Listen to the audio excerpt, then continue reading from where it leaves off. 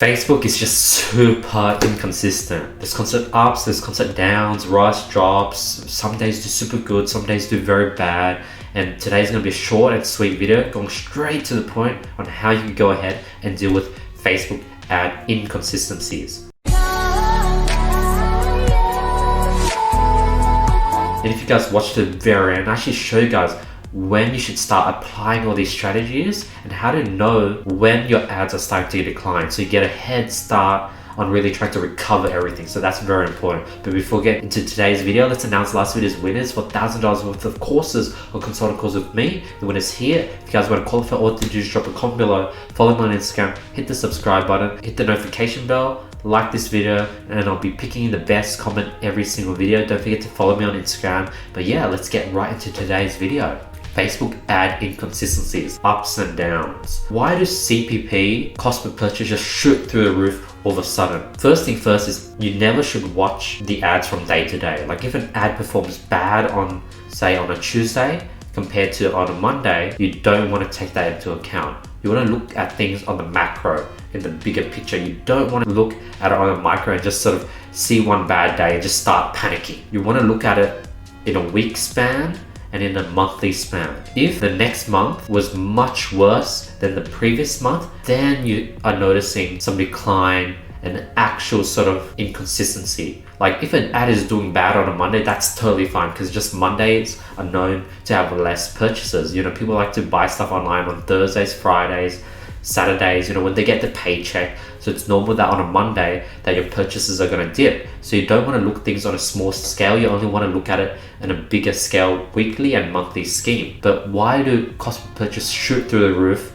on certain months? See, I'm not talking about certain days. That's very important, because inconsistencies between days within the week is completely normal. So one, it could be due to audience saturation. Basically, everyone in the audience has already seen the ad. Two, ad creative fatigue. Everyone has seen your creative, the same video. People have already seen that video. Frequency's gone up. Everyone's now seeing that ad twice, and people are basically becoming immune to the ad. Basically, that's why McDonald's, they have ads everywhere and they're constantly different. They're constantly changing up the ad, making it design different, and that's how they prevent people becoming immune to their ads. So what's the solution to having ad creative fatigue? You want to create new ads consistently. You know, always test a new ad every single week, run a PPE campaign, $10 a day, and then only pick the ads that have very low cost per engagement when it comes to scaling. So you always want to be testing a new creative, using different pictures, getting videos from Fiverr, and constantly test new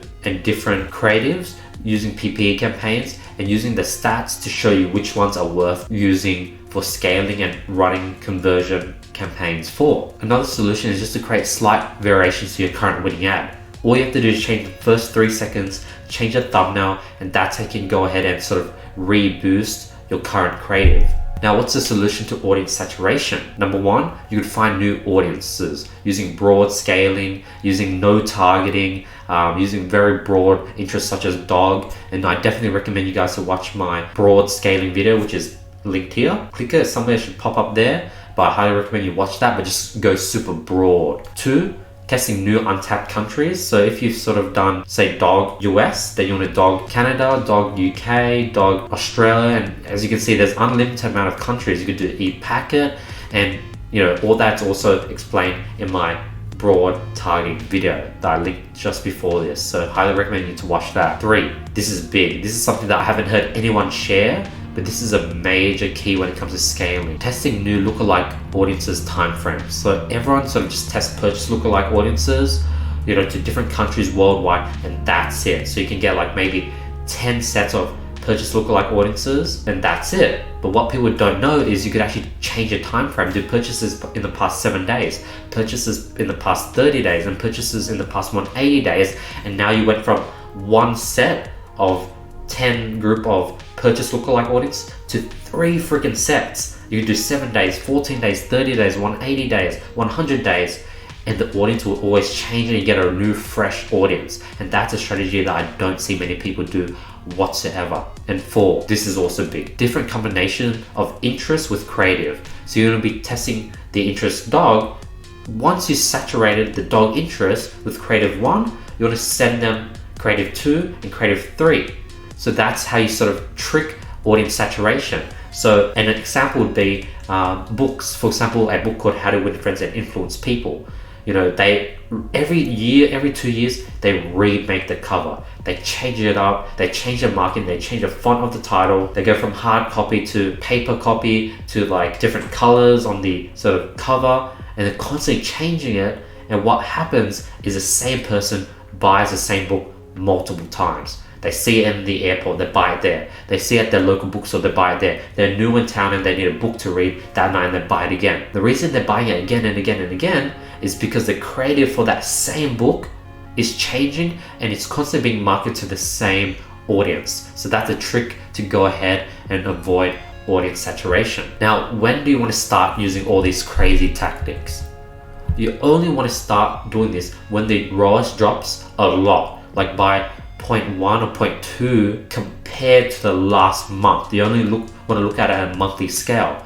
Now, 0.1, 0.2 might sound very little, but based on how much you spend, for example, if you spend $100,000 a month in ads, a 0.1 drop is a big drop. So a lot is based on how much you spend versus the ROAS drop. So if you're only spending, say, $1,000 per month on ads, then if the ROAS drops by 0.2, it should be okay.